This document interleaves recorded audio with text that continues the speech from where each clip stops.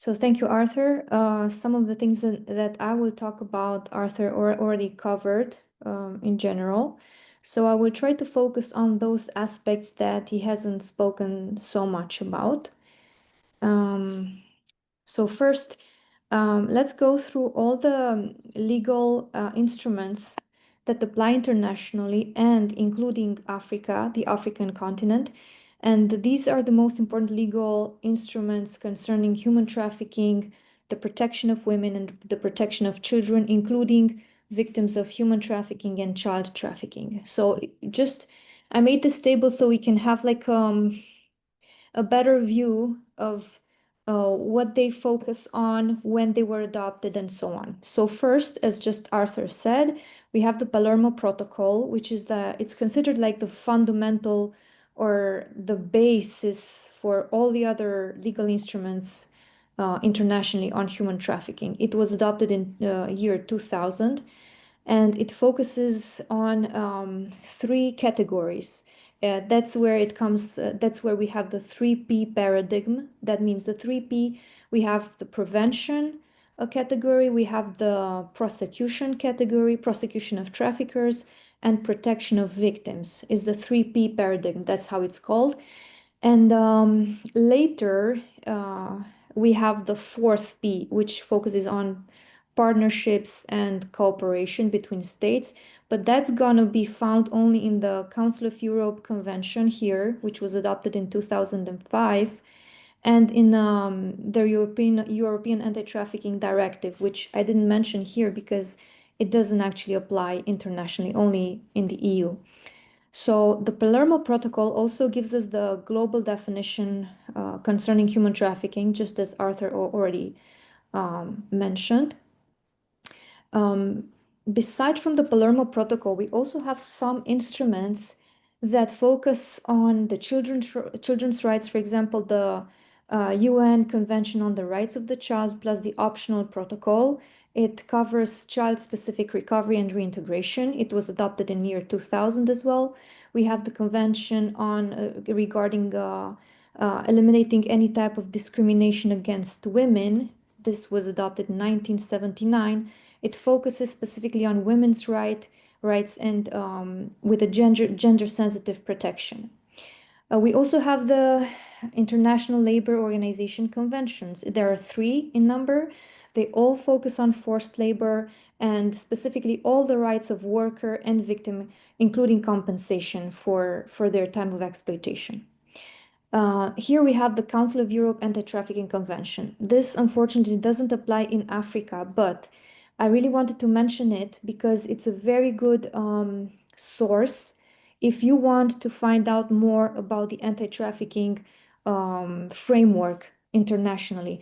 The difference between the Palermo Protocol and the Council of Europe Anti-Trafficking Convention is that Palermo Protocol has a more organized crime approach, that meaning that the states were very interested in prosecuting organized crime, not necessarily on protecting the victim of human trafficking, while the Council of Europe came with a human rights approach. That means they put the rights of the victim on the first place, not necessarily the prosecution category.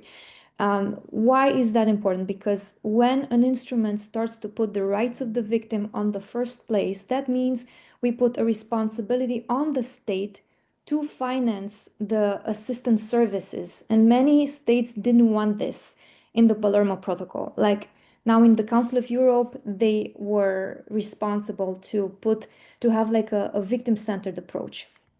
Here, also in the Council of Europe, and you will find this in other African legal instruments because I sought them to just wanted to make sure that they are also reflected there.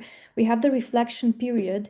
That means the victim of human trafficking receives 30 days where they have the right to think about what they want to do. If they want to get involved in the criminal proceedings, they have the time to think about their rights, about future decisions and so on. And they don't have the obligation to participate in criminal proceedings. They have the right to take the time to recover and focus on their well-being. Then we have the development goals of the United Nations Global Plan. You can check this from year 2010 to 2015, and it's basically it's binding on all states, including the African states. And then I wanted to mention just three important legal instruments, which I think they're going to be detailed a little bit later by my colleague. We have the African Charter on the Rights and Welfare of the Child, focusing on child trafficking and exploitation, the Maputo Protocol, focusing on trafficking and sexual exploitation again, and the African Union Ouagadougou Action Plan in 2006 on human trafficking, adults and children. Applies to all the African Union member states. So going further, I just want to detail a little bit on the Palermo Protocol. As I said, we have these three categories: prevention, protection, and prosecution. And it requires states to identify and assist victims. It ensures that victims are not punished for acts committed as a result of being trafficked. And it facilitates physical, psychological, and social recovery. These are the most important things that the Palermo Protocol has included. Now, I know that Arthur has already gone through the definition, but I wanna highlight something here in the definition of human trafficking as it appears in the Palermo Protocol. We have here again three categories. We have the act, the means, and the purpose. These three categories apply only in adult victims of human trafficking. They do not apply in, I mean, the means category does not apply when we talk about child trafficking. And I'm going to detail a little bit more on this. So if we have one element from act, let's say recruitment, if we have one element from means, let's say deception, a victim was recruited online using the means of deception, that she was told that she's gonna receive a job offer, but it was a false job offer, and with the means of being exploited through labor or through prostitution. Even if she wasn't transported anywhere, even if she wasn't transferred, we only have one element, the recruitment element, the element of deception and exploitation. We already have the crime of human trafficking if it can be proven in court. That's why it's important for victims to testify in court.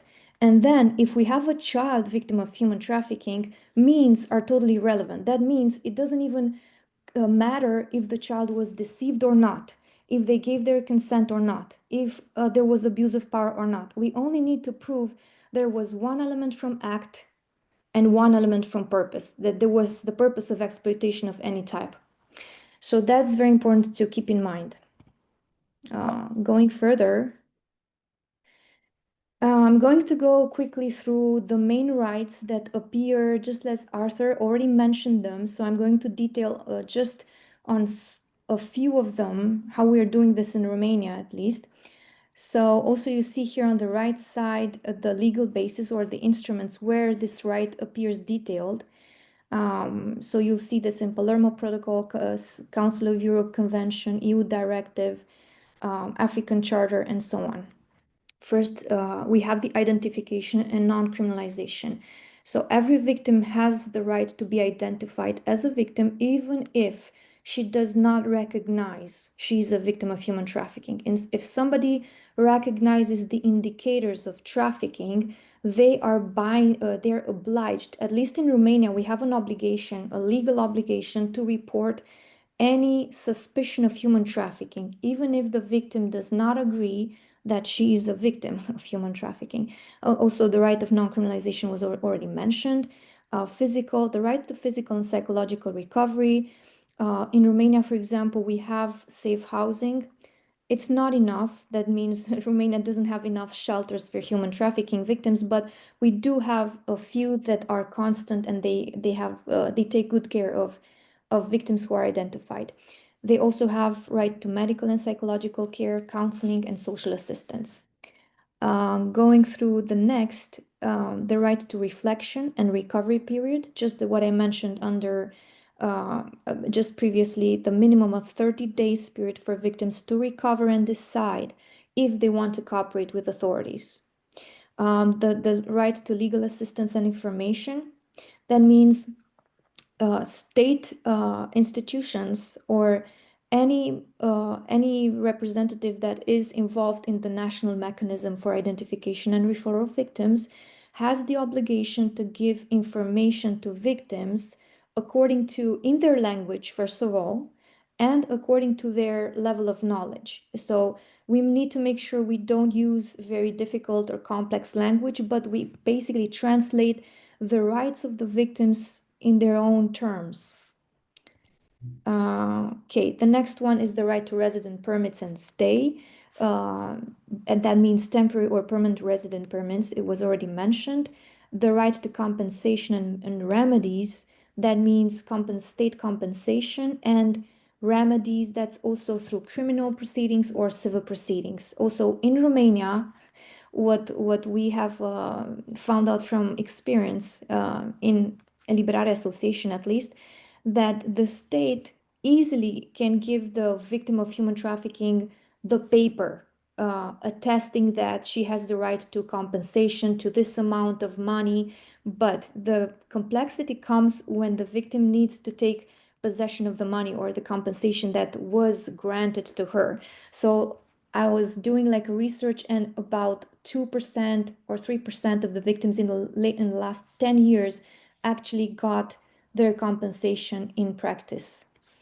And then we have this other rights, right to reintegrate and to long-term support, including social inclusion, education, vocational training, and job placement programs. Also, when we talk about victims of human trafficking, children have special rights, meaning that we need to take special safeguards when talking about children. For example, if the child doesn't have parents or the parents are suspected to have been involved in the trafficking, then we need to separate the child from the family and we need to assign a guardian for that child, and also to make a plan for a special placement under the state protection. Also, we have the gender sensitive and non-discriminatory approach, meaning that for example, for women and girls, they have specific needs that need to be covered in comparison to men victims. And the other one is international cooperation and prevention. That means states are obliged to collaborate, to do cross-border collaboration when it comes to a victim of human trafficking. That is not all the time respected in Europe, at least, because just as Arthur mentioned, for example, if a Romanian victim is identified in the UK or in Germany, she has the right to say if she wants to be repatriated back to Romania or if she wants to stay in Germany.